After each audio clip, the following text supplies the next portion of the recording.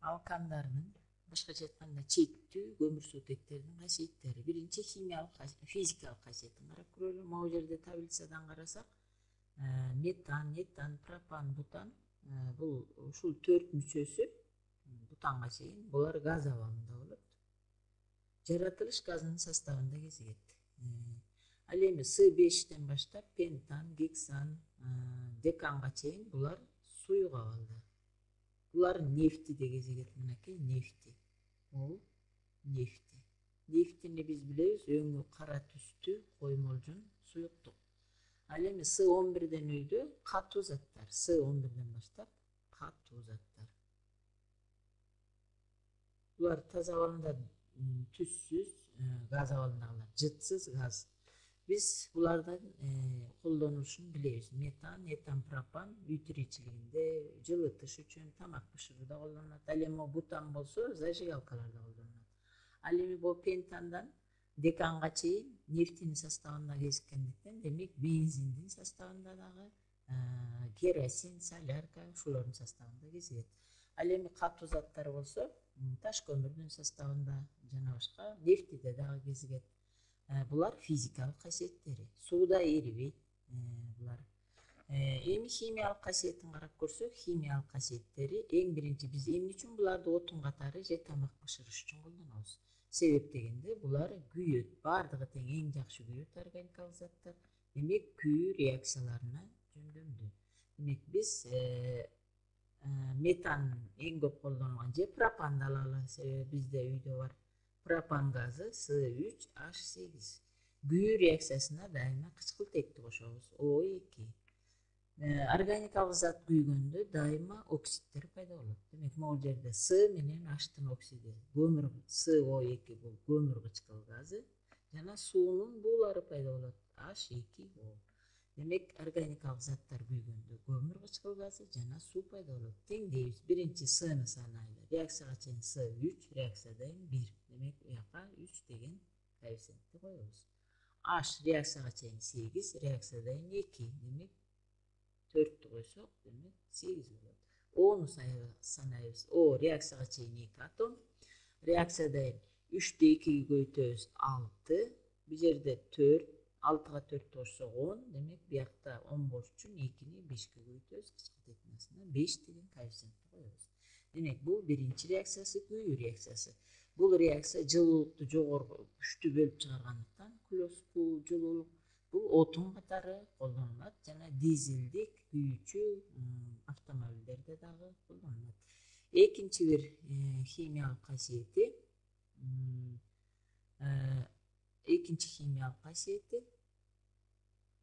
булар жогорку температурада ажырайт. Мисалы, метанды 1000 градустан 1500 градуска чейин Цельсияда ысытсак, ажыроо реакциясы жүрөт дагы көмүр жана суутекке ажырайт. Көмүртекке жана суутекке. Бул көмүр ыш катары бөлүнөт. Ышты мына бу жерде колдонушун карасаңар, көөнү резина дөңгөлөктөрдү жасаш үчүн, кара түскө ээ кылыш үчүн көөнү ушул метандан алынган көөнү колдонушат. Үчүнчү касиети орун алмашуу реакциясы. Булардын эң мүнөздүү реакция болуп эсептелинет. Демек, орун алмашуу реакциясы алкандарга мүнөздүү реакция. Орун алмашуу деген эмне? Өзү эле айтып атат, бул галогендер менен орун алмашат. Галогендерге билебиз, хлор кирет, хлор 2, бурон кирет, иод кирет, иод 2, бром 2. Ушул галогендер менен жарыктын же температуранын таасири менен орун алмашуу реакциясына жөндөмдүү. Мисалы, метанды алып көрөлү. Метан CH4. Буга хлор газын таасир этип, ысытсак же күндүн жарыгын таасирин тийгизсек, бул жердеги суутектин 4 атому тең хлор менен орун алмашат. Бирок бул орун алмашуу реакциясы стадия менен жүрөт.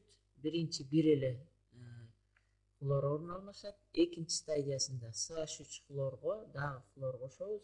Бул реакция уланма тизмектешкен реакция деп аталат. H-тын саны улам 1-ге кемие берет, ал эми хлордун саны улам 1-ге көбөйө берет. Бул экинчи баскычы. Үчүнчү баскыч CH2 хлор 2 плюс дагы хлордун молекуласы баардыгына тең температура же күндүн жарыгын таасир этиш керек. Мында CH хлор 3 болот. Хлордун саны 1ге көбөйөт, жана H хлор пайда болот. Эми 4-үнчү баскычы бул CH хлор 3кө кошобуз дагы хлордун молекуласын, ысытабыз. Ошондо С хлор 4 болуп калат плюс H хлор. Демек акыркы баскычында 4 суутек 4 хлор менен орун алмашты. Бул алынган продуктылар эң жогорку мааниге ээ. Мисалы могу жерден дихлорметан деп аталат. Ди деген грекче 2 деген сөз. Бул эриткич катары колдонулат. Бул хлорметан же монохлорметан, бул муздаткыч катары колдонулат. Бул жерде трихлорметан. Мунун аты дагы бир аты хлороформ. Бул медицинада наркоз үчүн колдонулат. Ал эми бул жерде 4 хлор менен орун алмашкан. Бул тетра дейбиз муну. Тетрахлорметан.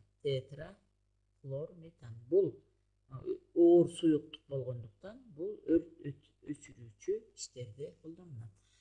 Демек көрдүңөрбү, демек органикалык зат алкандар өзүлөрү эле колдонбостон анын бирикмелери дагы өнөр жайда чоң мааниге ээ. Бул сүрөттөн карасак метандын колдонушу. Мына могу жерде CH хлор 3 трихлорметан.